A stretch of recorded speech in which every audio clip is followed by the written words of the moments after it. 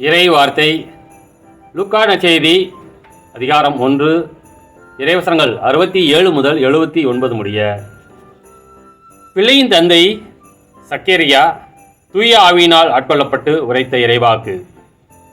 இஸ்ரேலின் கடவுளாகிய ஆண்டவரை போற்றுவோம், ஏனெனில் அவர் தம் மக்களை தேடி வந்து விடுவித்தருளினார்.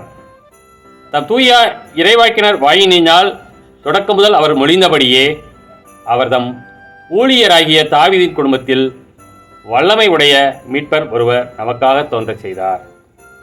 நம் பகைவரிடமிருந்து நம்மை வெறுப்போர் அனைவரின் பிடியிலிருந்தும் நம்மை மீட்பார்.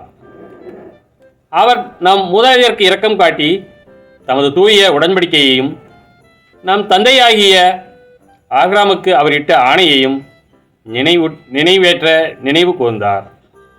இவ்வாறு நாம் பகைவரின் பிடியிலிருந்து விடுவிக்கப்பட்டு தூய்மையோடும் நேர்மையோடும் வாழ்நாளெல்லாம் அச்சமின்றி அவர் திருமுன் பணி செய்யுமாறு வழிவகுத்தார்.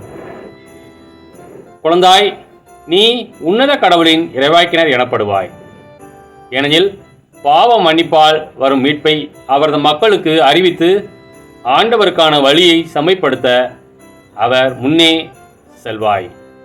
இருளிலும் இறப்பின் பிடியிலும் இருப்போர்க்கு ஒளி தரவும், நம்முடைய கால்களை அமைதி வழியில் நடக்கச் செய்யவும் நம் கடவுளின் பரி உள்ளத்தாலும் இரக்கத்தாலும் விண்ணிலிருந்து விடியல் நம்மை தேடி வருகிறது. குழந்தையாய் இருந்த யோவான் வளர்ந்து மன வலிமை பெற்றார். இஸ்ரேல் மக்களுக்கு தம்மை வெளிப்படுத்தும் காலம் வரை அவர் பாலை நிலத்தில் வாழ்ந்து வந்தார். கிறிஸ்துவின் நற்செய்தி.